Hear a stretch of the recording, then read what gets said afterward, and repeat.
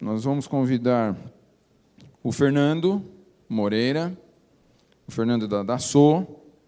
Ele vai falar sobre modelagem e simulação de processos industriais, uma tecnologia convergente para a indústria 4.0. O Fernando é engenheiro mecânico graduado pelo Centro Universitário da FEI, é um feiano, especializado em TI pelo IMES e MBA pela GV. É um profissional com 19 anos de experiência em suporte à transformação de negócios via adoção de tecnologia para a digitalização das informações da cadeia de valor de diferentes setores da indústria. Bom dia a todos. Bom, como o Marcos comentou, meu nome é Fernando Moreira, né? Moreira da Silva. Eu vou comentar sobre essa questão toda de simulação, modelagem de processos e tudo mais.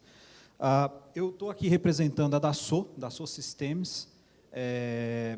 A Dassault Systems, ela é um spin-off da Dassault Aviation, né? Para quem conhece a aviação, a Dassault Aviation ela é quem fabrica os Mirages, é uma empresa que nasceu na Primeira, Segunda Guerra Mundial, fornecendo os caças, né, para os aliados.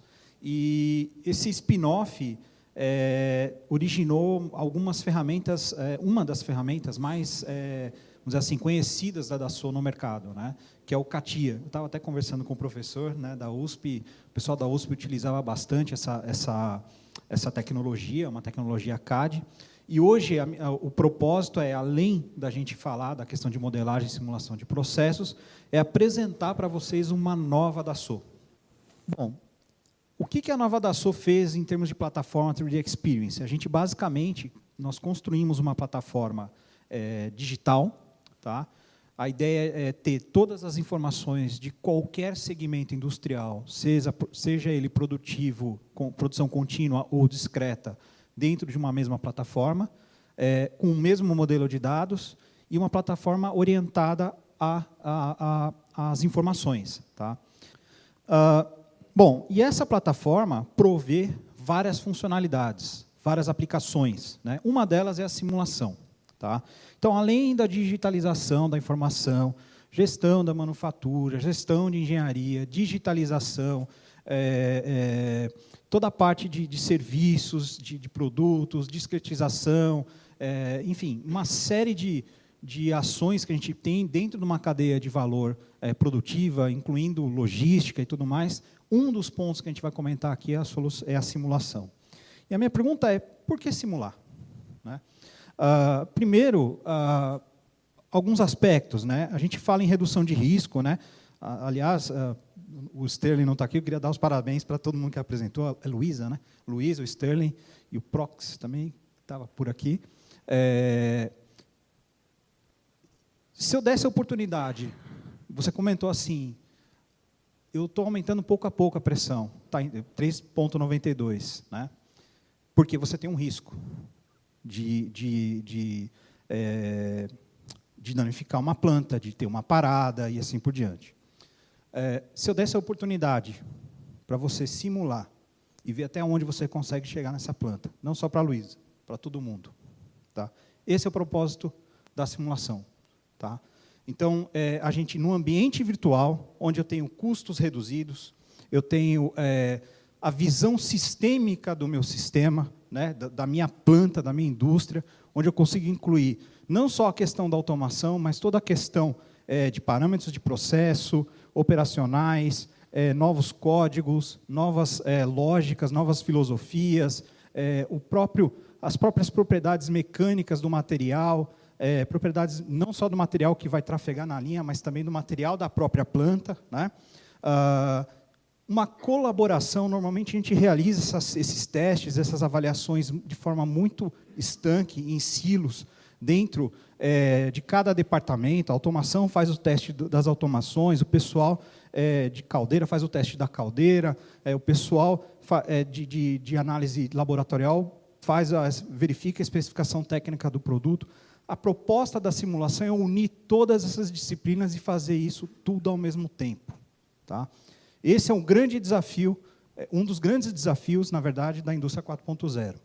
E um outro ponto interessante também, que eu gostaria de destacar, é o desenvolvimento ágil. Né? Como eu comentei, a gente consegue prover aqui uma visão sistêmica, tá? Uma visão do todo. dentro do ambiente digital, no ambiente virtual. Isso me dá a oportunidade de eu não ter a necessidade do físico, obviamente, né? E isso me permite eu trabalhar em cima de erros. Eu posso errar, né? Risco reduzido. Toda a big picture. Preservo os investimentos na minha linha, na minha planta. Tá? Então, esse é um ponto bem importante também. Então, por que a simulação? Porque a gente consegue atender todos esses pontos. Eu dou oportunidade para vocês, com a simulação, de poderem fazer um desenvolvimento de processo, uma melhoria no processo, desenvolvimento de uma nova planta, um facelift, testar uma nova especificação de um equipamento no ambiente digital, tá? A ponto de eu permitir o erro. Eu faço em cima, eu crio um ambiente de lessons learned. Tá? Bom, aqui é um exemplo, né, que a gente tem aqui, apesar de ser na indústria discreta, mas o conceito é o mesmo para vocês. Eu quero chamar a atenção aqui para uma das tecnologias habilitadoras da questão de simulação, que é a virtualização, que é o famoso gêmeo digital, é o Virtual Twin, Digital Twin. Tá? Aqui, vocês estão vendo a nossa plataforma fazendo aqui é um processo discreto, mas é uma virtualização onde eu consigo, antes de ter a planta, antes de ter o meu processo, antes de fazer a aquisição do hardware, antes de ter a automação, vamos dizer assim, lá no hardware, né, o código de automação, o programa de automação lá no hardware, lá no controlador, eu consigo aqui fazer esses testes, a verificação de todo o sistema, incluindo a planta civil, incluindo tubulações, incluindo válvulas, especificações das mesmas e assim por diante. Então, essa é uma das tecnologias habilitadoras da questão de simulação. Um outro ponto que eu quero chamar a atenção também, que é uma outra tecnologia importante, vamos dizer assim, para a simulação quando eu crio um ambiente de simulação, e esse ambiente de simulação ele é estanque, ele não considera o que está em volta dele, que é mutável, né? Quando eu vou fazer a análise de um processo, se eu tiver um desvio numa planta, se eu tiver uma manutenção que mudou um equipamento, se eu tiver uma nova informação de parâmetro de processo que influencia na minha simulação, se isso não for dinâmico, como as disciplinas que influenciam no meu desenvolvimento, eu tenho uma simulação estanque, para um momento apenas. Então, eu preciso ter o que a gente chama de continuidade digital. Ou seja, eu tenho o vínculo de vários processos, tá? De várias disciplinas e vários processos de negócio que confluem e que ajudam na simulação. Aqui é um exemplo, tá, de realidade virtual, onde aqui o operador está fazendo uma montagem, e aqui é uma instrução, é um treinamento. Tá? Então, essa mesma estação aqui que foi digitalizada, ela está servindo para uma instrução, para um treinamento de um operador. Ela pode servir também para a simulação de um processo, e essa mesma digitalização também pode servir para a modificação desse processo, para a modificação da especificação desse produto. Né? E quando isso ocorre, eu tenho que verificar, fazer toda a rastreabilidade do impacto dessa modificação até o meu chão de fábrica. Tá? E isso tem que estar rastreável e tem que promover essa questão da simulação dinâmica que eu comentei. Ok, mostrei alguns exemplos aqui de indústria discreta, e aqui é um exemplo mais da indústria de processo contínuo. Tá? O que acontece aqui? As preocupações são diferentes. Né? Quando eu falo de uma indústria de discreta, existe a eficiência, ela está em cima da discretização. Quanto melhor eu descrever e quanto mais eu otimizar a discretização, mais eficiente vai ser o meu processo produtivo. Quando eu falo de uma indústria de processo contínuo, eu tenho uma outra preocupação, também em cima da eficiência, porém a preocupação é em cima do comportamento do processo. As palestras que vocês viram até agora, todos foram em cima do comportamento do meu processo. Tá? Então, aqui a gente está vendo a digitalização de uma planta real, e aqui está sendo realizada várias simulações. Desde a simulação de vida, de fadiga dessa planta, que pode ter interferência no meu processo, nos meus equipamentos, desde o comportamento do meu processo. Ou seja, qualquer ação que eu queira tomar, qualquer modificação, qualquer melhoria, vamos dizer que isso aqui é um projeto novo, uma planta nova, eu posso, através do GEM digital e vamos dizer assim, do ambiente colaborativo e multidisciplinar, eu consigo fazer a simulação e antever vários problemas antes de eu ter isso na realidade. Tá? Isso implementado fisicamente. Desculpa. Uma técnica habilitadora para isso, tá, é o desenvolvimento baseado em modelo. Né? A gente sabe que toda planta ela tem uma missão, ela tem um esquemático, ela tem vários equipamentos nesse esquemático.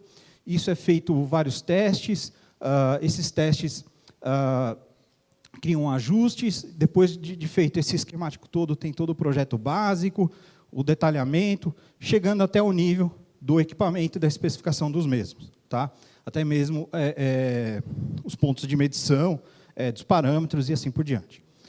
A partir do momento que você tem esse desenvolvimento, você pode fazer a validação, a verificação, usando um GEM digital, da mesma forma que você desenvolveu, só que num comissionamento virtual, fazendo isso por etapas. Né? Você veio do macro para o micro, e aí você consegue fazer a verificação do micro para o macro.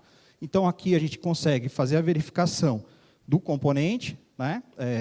Quanto ele vai durar, quanto que ele vai precisar de manutenção, consigo aí fazer trade-offs entre especificações, analisando cenários financeiros também, por que não? Eu consigo aqui depois, numa forma sistêmica, analisar uns níveis mais macros até a totalidade da planta. Tá?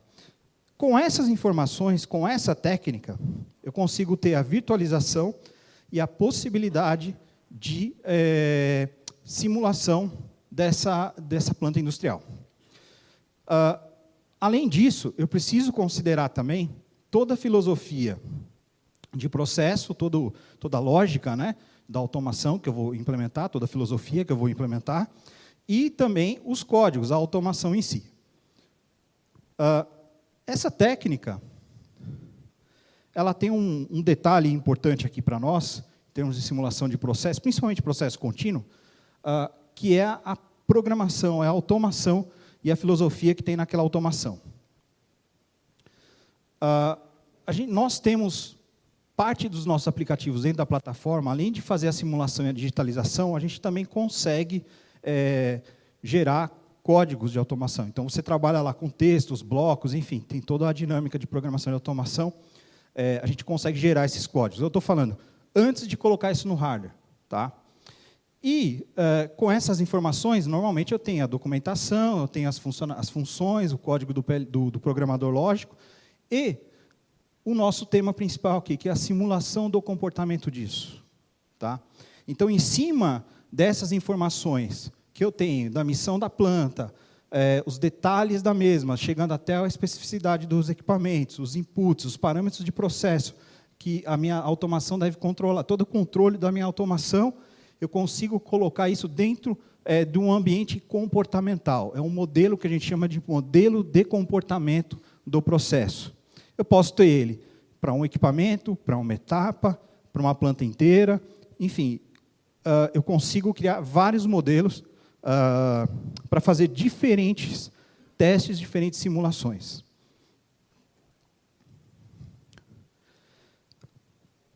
Bom, um outro tema interessante também, quando a gente fala de uma plataforma, e está embebido no caso da simulação e temas importantes aí da digitalização, é a unificação dessas disciplinas. Tá? Normalmente, quando eu verifico o comportamento só da automação, eu não estou, por exemplo, vendo o que está acontecendo no meu esquemático, ou até mesmo a união de outras disciplinas que envolvem a planta, como civil, toda a parte de tubulação de ar-condicionado, de elétrico e assim por diante. Tá? Então, eu posso promover uma modificação, colocar uma válvula a mais aqui no meu esquemático, porém, isso vai ter um impacto lá na tubulação, porque, de repente, tem uma coluna, alguma coisa que impede de eu mover o tanque mais para lá ou mais para cá, ou mudar a fundação do mesmo. O 3D em si, ele também me ajuda a fazer outras simulações da planta, como, por exemplo, se eu aumentar a pressão, o que vai acontecer com os meus equipamentos, com as minhas válvulas e assim por diante. E o esquemático todo da planta me ajuda a identificar os pontos e o comportamento, a visualizar o comportamento daquele processo. Tá? Então, eu consigo fazer a união disso tudo junto com a programação. De novo, antes dela estar no hardware, tá? Fazer a verificação do meu processo, não só da automação, mas também de todo o comportamento dele, incluindo a planta como um todo, todas as disciplinas da planta. Bom, e aí, eu vou voltar na pergunta que eu falei da Luísa, né? Luísa, eu consigo aqui dar a oportunidade de eu mexer no meu parâmetro de processo, de mudar o meu processo, sem ter que fazer isso na realidade, sem ter que fazer pouco a pouco, sem ter que fazer testes de bancada e assim por diante. Formato mais barato, menos risco, mais ágil, né? Então, eu crio, com esses gêmeos, vários gêmeos digitais, várias possibilidades, né? Faço essa avaliação, adoto a que para mim é mais interessante, né? Sobre o aspecto técnico e financeiro. Tá? E aí, eu consigo, através das nossas ferramentas, gerar uma documentação automática, um código, fazer isso promove a prototipagem rápida, né? Estou dando a permissão ao erro aqui, né? Todas as especificações e rastreabilidade disso tudo. Tá? Então, esse é um ponto importante aqui. Voltando, eu estou envolvendo aqui vocês estão vendo um esquemático, mas para isso acontecer, são várias disciplinas. Qualquer coisa que eu mude, qual é o impacto no todo? Tá? No nosso caso, da SoSystems, isso tudo dentro de uma mesma plataforma, um mesmo modelo de dados. Eu vou mostrar agora para vocês como que é essa funcionalidade dentro da plataforma. Tá? Heber, você puder parar um pouquinho só para... Isso, obrigado. São 3 tanques, um de pré-mixer, um de mixing, né, de material, e um outro de estocagem. Tá? Existe uma bomba, né, colocando a pressão nessa linha, nessa planta. Tá? Aqui vocês estão vendo que esse aqui é o modelo de comportamento, então tenho todas as válvulas, eu tenho uma sensorização ali nos tanques. Tá? Aqui a gente está vendo a lógica, a filosofia que a gente está colocando na automação, tá? Integrado àquele modelo. Então, ali a gente teve a lógica do pré-mixer, aqui do tanque de mistura. Roda a simulação, e por dentro, aqui, por trás disso aqui, está acontecendo um cálculo, olhando o comportamento de cada equipamento desse daqui, das tubulações e tudo mais, tá? Com inputs de parâmetros de processo, de lógicas de automação, e o output de várias informações para análise. Nesse caso aqui, está sendo feita uma análise de transferência de material entre os tanques, tá? E aqui a gente está pegando os gráficos de transferência desse material de um tanque entre os 3 tanques, e também, mais à frente, a gente vai ver gráficos em relação à temperatura. Um outro ponto interessante também é com relação à especificação da bomba. Eu poderia aqui estar testando uma nova especificação para ver se eu vou conseguir atender os parâmetros, toda a questão de variabilidade, tudo que foi falado pela manhã, surge e assim por diante. Entendido esse modelo de comportamento, visto como ele funciona, vamos abrir o capô, né, e vamos ver o que tem nele. Então, basicamente, a gente tem, para cada equipamento, para cada componente daquele ali, nós temos um comportamento discreto para cada um deles. Então, como eu disse, a gente tem inputs e outputs. Aqui, passou rapidamente ali, vocês tinham o tanque, ele tinha uma série de parâmetros de input, cálculo e o output. Então, o que a gente consegue fazer, basicamente, para criar todo aquele modelo de comportamento, é colocar os equipamentos, né, fazer toda, no caso aqui, a integração com o software que vai gerar o código depois, né, para automação, quais são os parâmetros e tudo mais, as variáveis globais e assim por diante. Mas, depois, vocês vão ver, ele vai fazer um comando de unificação disso tudo dentro de um modelo único. Então, eu faço, através de uma biblioteca, eu modelo o comportamento do meu processo, componente a componente, tubulação a tubulação, e depois eu unifico isso daí tudo num modelo único. Tá? Basicamente input, cálculo e output. Esse case em especial é um case da Tetra Pak, um dos nossos clientes, né, nessa área. E aqui é uma máquina de pasteurização, e acho que é uma prática comum para todo mundo. Toda vez que você vai fazer o tryout de um equipamento, de uma planta, você coloca água e roda, né, para coletar todos os defeitos e todas as falhas de lógica e assim por diante. Muitas vezes você tem que colocar sensores a mais, né, para poder coletar os parâmetros e verificar se está de acordo com o esperado. E, nesse case aqui, houveram alguns desafios. Primeiro desafio, a gente está falando de um equipamento, de um CLP, que é um ambiente de automação. Eu estou querendo trazer o comportamento disso daqui para um ambiente Windows, um ambiente PC. Tá? Então, foi montada toda uma arquitetura com conexões ao PC para fazer a leitura do que estava sendo coletado no hardware, né, para trazer isso para o ambiente corporativo. Esse é um primeiro desafio que a gente conseguiu vencer. O segundo desafio quando você fala de um ambiente de automação e um ambiente corporativo, você tem as diferenças tecnológicas, né? Principalmente no que tange a escalabilidade. Você está falando de coleta de dados aqui, você tem uma entrada e saída de informações, um volume absurdo, né, quando comparado com o ambiente corporativo. Nesse caso aqui, nós fizemos vários testes com essa arquitetura para poder, vamos dizer assim, vencer esse desafio, e ele foi vencido, ou seja, é uma arquitetura escalável. Né? E aí, a gente, junto com a Tetra Pak, criou esse conceito chamado Hardware in the Loop, ou seja, eu faço o teste do meu hardware, da minha automação, de todo o meu ambiente sistêmico dentro do meu modelo de comportamento. Tá? Então, em vez de eu colocar água e rodar, eu pego o gêmeo digital, coloco a composição, o comportamento do leite, né, não da água, e a conclusão que se chegou é que, além da gente conseguir substituir esses testes com água, os testes em simulação se mostraram mais eficientes.